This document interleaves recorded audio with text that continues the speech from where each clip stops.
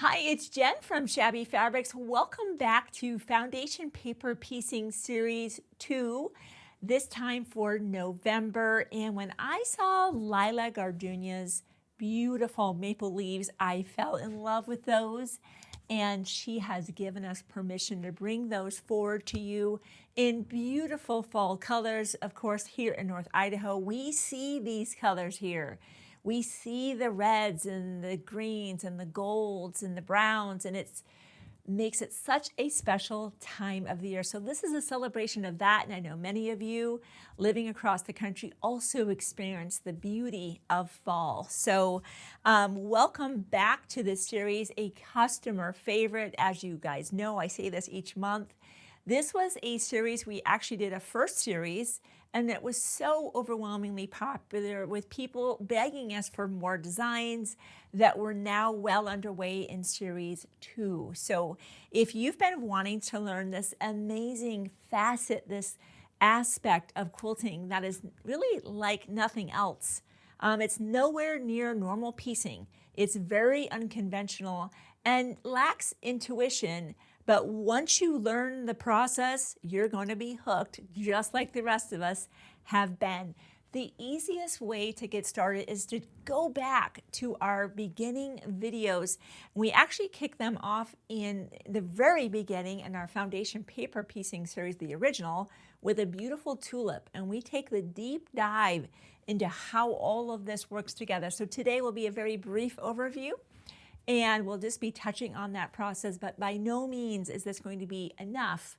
If you are just now thinking you want to start this, you'll want to head back and check out those videos. And then, of course, you're going to want to follow along as we really give you some tips and techniques as our series progress. The easiest way to do this, just pick up the kits. These are the fabrics you're going to be getting in your kit. We're one of those companies where you actually get what you see. We all know what that's like, to see something and then what you receive in the mail is a little bit different and sometimes disappointing. We never want that to happen. So you will be receiving these original fabrics as well as your backing, your binding, and of course your pattern. This is not only a full color pattern, but all of your foundation papers are included. And boy, we heard this when we were at Quilt Retreat. People love the stickers. They love the ability to open up their pattern in full color, identify the fabric in their kit, and then make their cut and sticker that fabric, make their cut and sticker that fabric. And then once that's done, you now are just creating these stacks of fabric. And in this particular case, for the leaf block that we're doing, it's actually made in 4 sections. So let me just point that out to you real quick. Just like this right here, we have the A section, the B, the C, and the D. The steps are the same. You just make these in sections and then sew everything together. So again, today is just a brief overview of this amazing process. And we all know that one of the most important things is staying organized. So in this instance, I just happen to be starting with this section here. And the reason it looks like it's opposite is because it is. It's reflected. Remember that with the process of foundation paper piecing, if you see letters and numbers on this side, that means your fabric is on the back side. So our very first step is going to be gluing down piece number B. So let's start with that.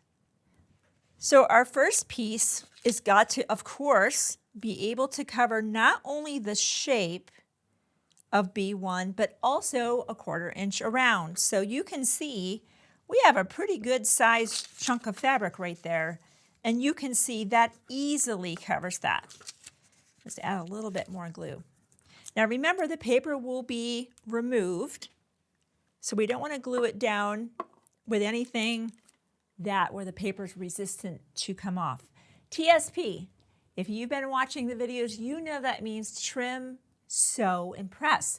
So right away, I'm going to start getting my iron heated up. But what that means is we need to trim. We need to now be able to put on piece B2. So we'll use our add 1/4 ruler. And again, the add 1/4s can come either as individual or as sets. In series 2, we're doing 6-inch blocks, and so the smaller add a quarter is plenty. But if you are going to be doing some of the project from series 1, you might want to pick up the set because some of the runs, some of the lines are longer than this particular add a quarter. But this is the line in common, B1 and B2. So just a review of our process as we fold that back, giving that a nice crease with our fingernail. Then we flip this around and we use the other part of our add a quarter that has that lip. See how that just locks in, and I give it a nice little slide to make sure it truly is locked into position. Once that's done, now B2 comes into play. We're going to just sew on a couple of pieces just to remind you of what we're trying to get accomplished. Remember that B2's job is to fill in the boundaries of B2 plus 1/4 inch all the way around. This works great with a light box where you can see through, but if you don't have that, I just kind of visualize that, and I think I need to scoot that down. Nope, I'm going to scoot that back over just a little bit. So when I sew that on, I've now covered B2 plus about 1/4 inch all the way around. Once you have that sweet spot, we'll pin. Remember that we're going to always sew on a shortened stitch length of about a 1.5, and I use a size 70 needle. I want to really just pierce that paper because it will be ultimately removed, and this is a nice thing to have on hand. So that's kind of part of my go-to process, shortened stitch length, my size 70 needle, and just keep in mind that we're going to start a few stitches prior to our line, and in this instance I'm going to sew right off that, okay? But I would like to caution you to not just start right there, but start a few stitches before to lock that in. So when we come back and sew this line, you're sewing right across those tracks, locking that in, because if you start here, by the time we press and we come back over here and do this line, if those tracks don't cross, that thread could come undone later, especially if you end up washing any of these projects, which really generally we don't have a reason to. So let's go ahead and sew a few stitches prior.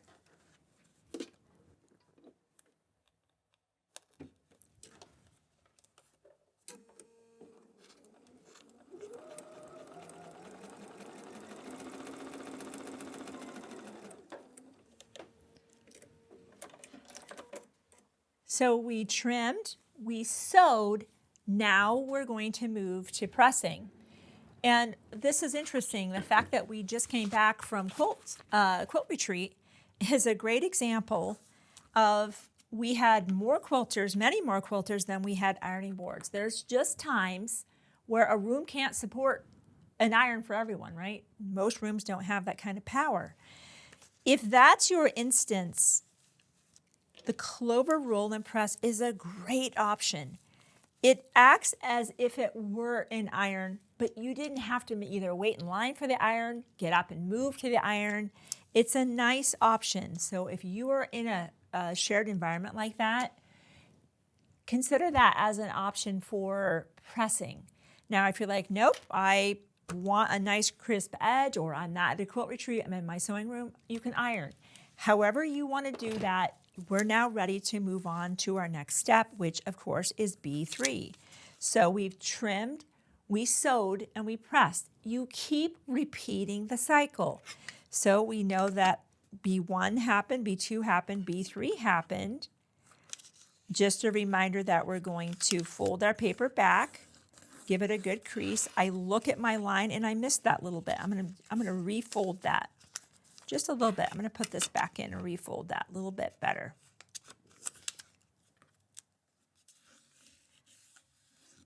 There we go. Now I'm happy with that. We lock that in. Make sure it's good and right up against the edge. Trim. B3. How nice. Hey, if you're going to be making these blocks again and again, or you want to save this, you could always save those stickers.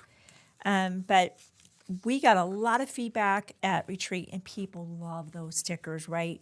helping you stay organized. So just like we did before, we're laying this alongside here. And let me look, and I need to scoot that down. You see that? See how I have all this, but I missed it over here. So I need to scoot this over. And let's check that again. Do I have it now? Yes, because remember, the area we have to cover is the dashed line. Not all the way out here. That was just me cutting my pieces apart inside my pattern. Let me show you what I'm referring to here. That was just me cutting this part out of my paper, but it's the dash line. That's the part that we need to make sure that we're achieving. And you can see from that position, we definitely had it. So I'd check it just one more time.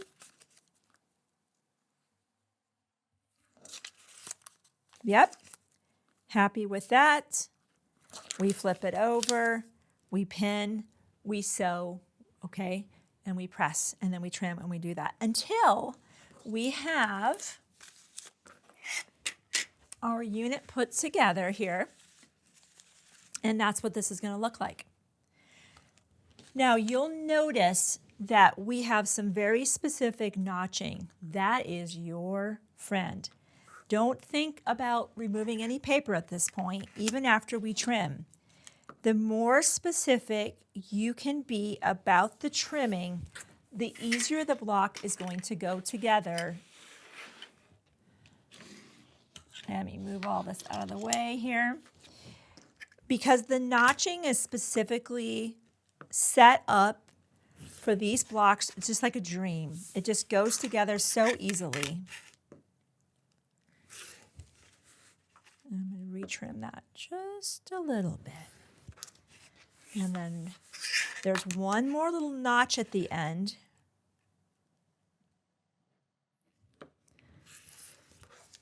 Right there. So that's what that section looks like right now. Let me clean that up just a touch. So let's look at our sections. We have our section A, our section B. Let's just lay this out on front here. Let's see, how are we putting this together? Let me get my block out. That's going to help me right now. There. This is going to come down here, and this is going to come here. Now, our pattern is going to guide you into that. And let's just look at what's on the back of this so you can see this, right? This is letting you know this side joins to B, this side joins to C. So we can see this is going to be where we go first. So right sides together. Do you see why we did not want to remove that paper? That is our 1/4 inch seam allowance.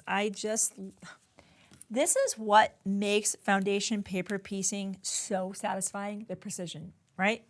It can't help itself. It is precise. The mere process of it is precise. So we are going to sew directly on that line with our shortened stitch length. It's about a 1.5.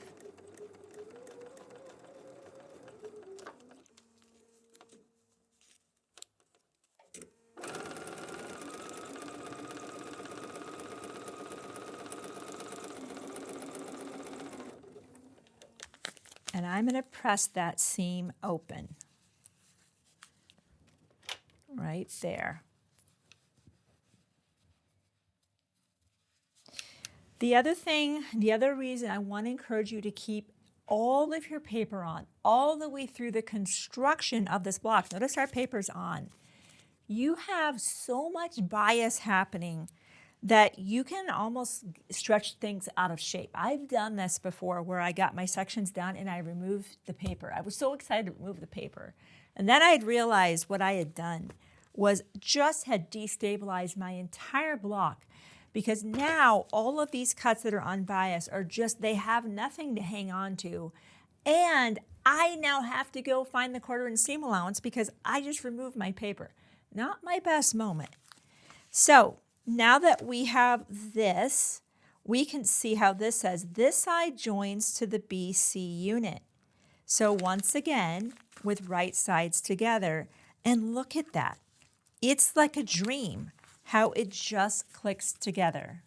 So once again, let's just go sew. It's just too fun to not sew this together.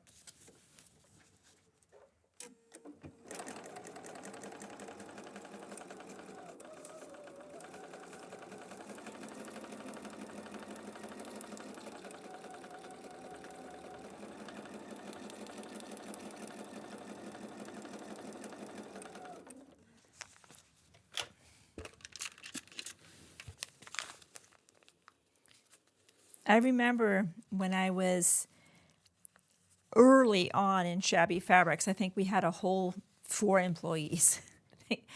And I remember going to International Quilt Market. I had never been exposed to foundation paper piecing in my life. And I remember going into the gallery, it's almost where all the quilts are judged. I remember just standing in front of the very first quilt I'd ever seen that had the most spectacular foundation paper piecing, having no idea how this process worked, thinking there's no way in my lifetime I'm going to be able to figure out how to make a quilt this complicated. Little did I know that the process we're learning here is the same process they use to make this spectacular quilt. So while these are fun little cute little projects, once you get this process down, and it's very easy to learn because you're just repeating the same steps, there is not a foundation paper piece quilt you will not be able to achieve. And I think that's so exciting, right? There's other facets of quilting that really just to take generations of experience to be able to master. This is not one of them. And I think that's what I get most excited about is it's an easy process to learn. And then anything is possible, even those incredible Judy Niemeyer quilts we've all seen. And then, of course, on your final seam here, we have that little bit of that extra notching. And hey, we've come this far. We are sewing this thing together. But look at these angles that I would have never been able to figure out on my own. But with the guidance of the paper still being attached, I don't have to figure that out. All I need to do is keep sewing on the lines.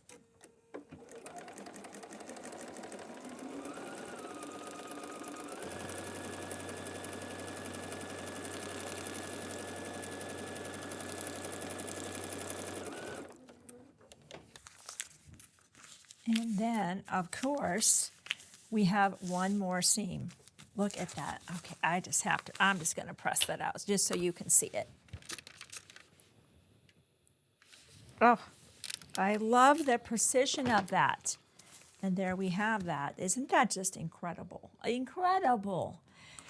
Obviously, that's when the process begins of removing the paper. Any nooks and crannies you can't get in, the gypsy quilter tweezers are my absolute go-to because those little nooks and crannies, I just have to get them out. They call my name and I have to get them out. And of course, you're going to make your leaves. You'll sew those together with your sashing in between here. We thought the beautiful green, of course, we wanted to represent that as well. And then we went ahead and layered our backing, and then we went ahead and did a little bit of top quilting. We just love that embossed look to be able to really just highlight that. And so be sure to pick up your thread set as well. I used to kind of hide my stitching, stitch in the ditch, and there's still projects that I sometimes do that. But right now we're really enjoying putting thread on our patchwork so you see that. And the project looks embossed, and of course it's creating that quilted look that we all love. So if I say it, and I'm going to say it again, if you still have a friend that is a holdout, that has just been so resistant to learning this, have them come over. Just invite them over. Maybe the Tea and Cookies series, which is another series we're actually filming. We did another fun block there and that one. Maybe do something like that. Enjoy a snack, a drink. Show them the process. Bring them along as we slide right into Christmas. What a wonderful time to bring family and friends into the wonderful world of foundation paper piecing, right? So many people have been resistant to learn this, and it's so much fun. So thank you for giving me part of your day to go over the foundation paper piecing for November. As you can imagine, we have a lot of fun things planned for next month for foundation paper piecing for December. Head to the website right now to grab this kit and these beautiful fabrics. Don't forget that thread set and grab the other kits in the series as well. They're all flying out the door very quickly and we don't want you to miss out. I look forward to seeing you next month on a future Shabby video.